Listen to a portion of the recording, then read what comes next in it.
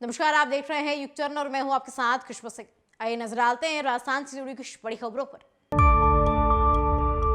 राजस्थान में शनिवार सुबह घना कोहरा और बादल छाए रहे। सर्दी बढ़ने के साथ ही माउंट आबू में पारा 2 डिग्री पर पहुंच गया।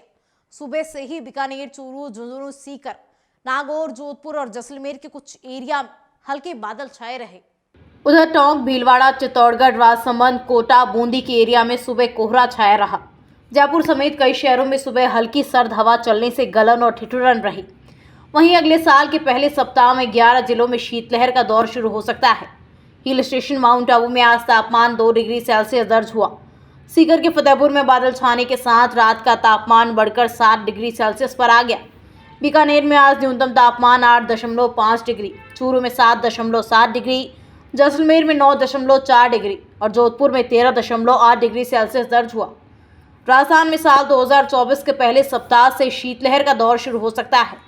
केंद्रीय मौसम विभाग ने 5 से 11 जनवरी के बीच का रेड अलर्ट जारी करते हुए उत्तर भारत के कई राज्यों में इसका प्रभाव पड़ने की संभावना जताई है।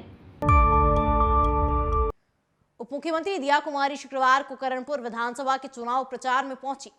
यहां उन्होंने पदमपुरा व गजसिंहपुरा में भाजपा प्रत्याशी के समर्थन में जनसभा को संबोधित किया। दिया कुमारी ने कहा कि प्रदेश में अब डबल इंजन की सरकार है। महिलाओं की सुरक्षा हमारी पहली प्राथमिकता है। महिलाओं की तरफ आंख उठाने की हिम्मत अब किसी की भी नहीं होगी। उन्होंने कहा, पूर्ववर्ती सरकार में महिलाओं पर खूब अत्याचार हुए। महिला अत्याचार में प्रदेश नंबर 1 पर रहा, जो बेहद ही शर्मनाक है। अब प्रदेश में आई बीजेपी की सरकार ने महिलाओं व बेटियों की सुरक्षा को लेकर के कई अहम फैसले लिए हैं। दिया कुमारी ने कहा, हर जिले में महिला थाना बनेगा, जिससे कि महिलाओं को सुरक्षा मिल सके। डिप्टी सीएम ने यह भी कहा कि प्रधानमंत्री ने हमेशा माताओं और बहनों की चिंता की है। 33% आरक्षण दिया है। संसद और विधानसभा में बहुत बड़ा अधिकार है। उन्होंने कहा, कांग्रेस ने नशे के खिलाफ कुछ काम नहीं किया है। भाजपा नशा मुक्ति के लिए काम करेगी। सभी मिलकर नशे की बीमारी को जड़ से उखाड़ फेंकेंगे। दिया कुमारी ने कहा कि इलाके में सिंचाई के पानी की समस्या बहुत ज़्यादा है। फिरोजपुर फीडर की मरम्मत का काम भी जल्द करवाएंगे। राजस्थान के हक का पानी श्रीगंगानगर तक पहुंचना चाहिए। नए साल में 19 जनवरी से विधानसभा का बजट सत्र शुरू होगा। बजट सत्र से पहले प्रदेश कांग्रेस ने भी संगठन में बदलाव के संकेत दे दिए हैं। विधानसभा में नेता प्रतिपक्ष और प्रदेशाध्यक्ष के नामों को लेकर नए साल के पहले सप्ताह में घोषणा हो सकती है। सूत्रों की माने तो पार्टी आलाकमान नामों को लेकर लगातार मंथन कर रहा है। बताया ये भी जा रहा कि नेता प्रतिपक्ष के लिए वरिष्ठ नेता वर्तमान प्रदेशाध्यक्ष गोविंद सिंह डोटासरा के नाम को लेकर राय बनाई गई है, जिस पर भी विचार किया गया है। पार्टी का मानना है कि डोटासरा नेता प्रतिपक्ष की भूमिका में एक फायर ब्रिगेड नेता के रूप में स्थापित हो सकते हैं। डोटासरा लगातार भाजपा पर हमलावर रहे हैं। पूर्व मुख्यमंत्री अशोक गहलोत के भी सबसे ज़्यादा नज़दीकी डोटासरा ही आते हैं, इसलिए इस दौड़ में उनका नाम सबसे आगे है। कांग्रेस के प्रदेश अध्यक्ष पद पर काबिज प्रदेशाध्यक्ष गोविंद सिंह डोटासरा करीब 3.5 साल का कार्यकाल पूरा कर चुके हैं। वो 15 जुलाई 2020 को अध्यक्ष बने थे। वो चौथी बार विधानसभा पहुंचे हैं। विधानसभा में वो मुद्दे उठाने को लेकर पूर्व में भी विपक्ष पर एक्टिव रहते नजर आए हैं, इसलिए उनका नेता प्रतिपक्ष की दौड़ में नाम सबसे आगे है। नेता प्रतिपक्ष की जल्द नियुक्ति के साथ ही प्रदेश कांग्रेस को नया अध्यक्ष मिलने की चर्चा भी तेज हो गई है। सचिन पायलट को छत्तीसगढ़ का प्रभारी नियुक्त किए जाने और हरीश चौधरी को पंजाब के प्रभारी पद से मुक्त करने की वजह से प्रदेश के सियासी समीकरण बदलने की चर्चा ज़्यादा है। पहले नेता प्रतिपक्ष या फिर प्रदेशाध्यक्ष की दौड़ में सचिन पायलट का नाम भी था, लेकिन वो छत्तीसगढ़ की जिम्मेदारी मिलने के बाद दौड़ से बाहर हो गए हैं। जयपुर के हवा महल से बीजेपी विधायक बाल मुकुंद आचार्य को लेकर विवाद है कि थमने का नाम नहीं ले रहे हैं। गुरुवार को आचार्य ने जयपुर में तलवार से लड्डू काटकर अपना जन्मदिन मनाया।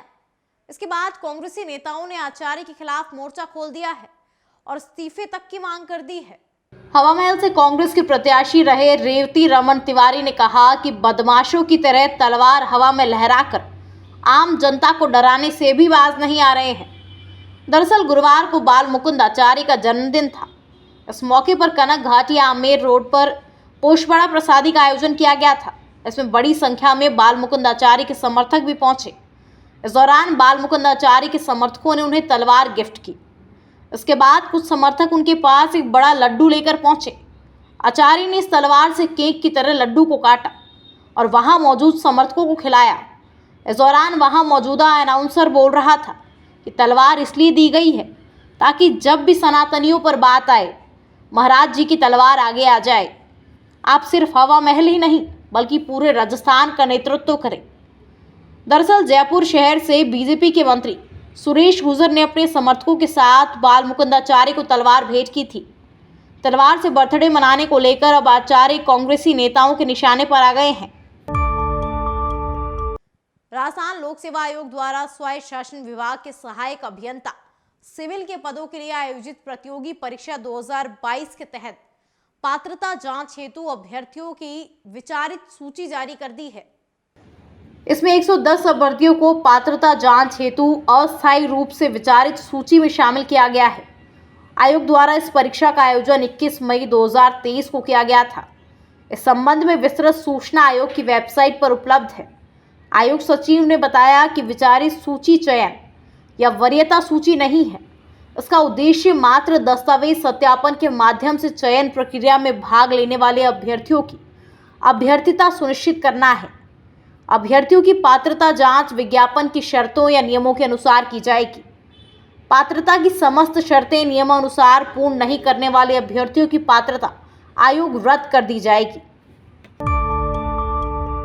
फिलहाल खबरों में इतना ही। आगे खबरों को देखने के लिए यूं ही बने रहिए हमारे साथ युग चरण पर। तब तक के लिए नमस्कार।